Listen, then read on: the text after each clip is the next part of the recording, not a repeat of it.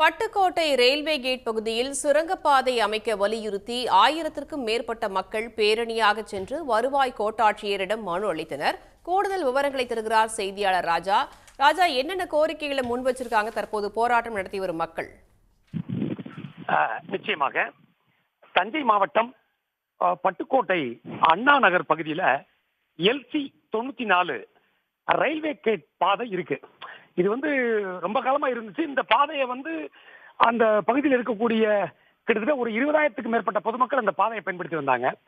அந்த பாதை என்ன பண்ணாங்கன்னா, கடந்த ஒரு 2012 காரைக்குடி மயிலாடுதுறை அகல ரயில் பாதை பணிகளுக்காக ரயில்வே துறையால அந்த LC 94 ரயில்வே கேட் பாதை மூடப்பட்டுச்சு.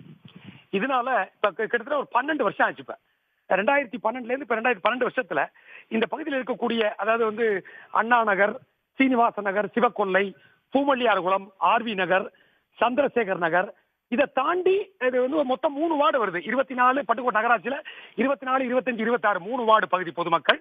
அது மட்டும் இல்லாம இதை தாண்டி நைனாங்குளம், சிவக்கொல்லை இந்த பகுதியை சேர்ந்த மக்கள் எல்லாமே அந்த பாதையை பயன்படுத்த வந்தாங்க. இப்படிப்பட்ட சூழலில் ஒரு 12 வருஷத்துக்கு அப்புறம் மூடப்பட்டதுனால ரொம்ப கஷ்டப்பட்டு வர்றாங்க.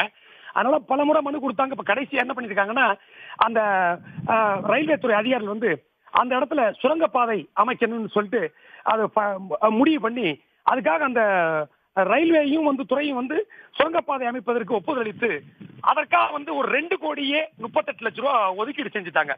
ஆனா அந்த இடத்துல இன்னைக்கு வரைக்கும் சுரங்கப்பாதை அமைக்கப்படல. இதனால இந்த பகுதி மக்கள் ரொம்ப கஷ்டப்பட்டு வர்றாங்க. தொடர்ந்து இது அதனால இன்னைக்கு என்ன பண்ணாங்க, அந்த பகுதியை சேர்ந்த அந்த 3 வார்டு பகுதிகளை சேர்ந்த பொதுமக்கள் ஒரு 1000க்கும் மேற்பட்டோர் ஒன்று திரண்டு அந்த நாடியம்மன் கோயில் சாலையில் உள்ள அந்த ரயில்வே கேட் பகுதியிலிருந்து அந்த ஊர்வலமாக பேரணியாக, அதாவது கோரிக்கைகளை வலியுறுத்தி விளம்பர பதாகைகளை தங்களது கைகளில் ஏந்தி புறப்பட்டு நேர வருவாய் கோட்டாட்சியர் அலுவலகத்தை அடைஞ்சாங்க. அங்க அங்கிருந்து முன்னேறி உள்ளுக்குள்ள போய் அங்கே விளம்பர பதாகைகளை ஏந்திக்கிட்டு கோஷங்களை எழுப்பியவாறு உள்ள போய் வருவாய் கோட்டாட்சியர் பார்த்தாங்க. அவங்ககிட்ட வருவாய் கோட்டாட்சியர் ஜேசிட்ட போய் நேரடியா மனு கொடுத்தாங்க.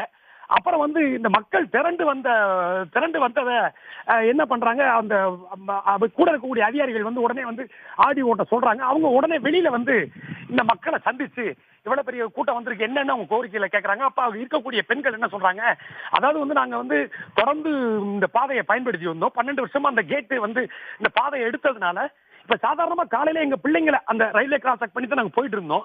கேட்டு இருந்த காலத்துல இப்ப எடுத்ததுனால இப்ப டெய்லி நிறைய ரயில்கள் வர ஆரம்பிச்சு. எஸ்பெஷலி காலையில அந்த ஸ்கூல் போற நேரத்துல ட்ரெயின் வருது. அந்த ட்ரெயின் வரும்போது எங்க குழந்தைகளுக்கு பாதுகாப்பு வேணும், நாங்க எப்படி அனுப்புறது அப்படின்னு சொல்லி ரொம்பவே ஒரு உருக்கமான ஒரு சூழ்நிலையில அதை சொன்னாங்க. அதனால அப்ப உடனே அந்த பகுதி மக்களை நாங்க இப்ப ஒரு ஆம்புலன்ஸ் வந்தா கூட இந்த பாதை இல்லைனால கிட்டத்தட்ட நாங்க ஒரு 4-5 கிலோமீட்டர் சுத்தி போகக்கூடிய ஒரு சூழ்நிலை இருக்கு. இதனால உயிரிழப்புகள் ஏற்படும். ஏற்கனவே இந்த மாதிரி ஒரு பல சமயங்கள்ல சில பேருக்கு ஹார்ட் அட்டாக் ஏற்பட்டிருக்கு.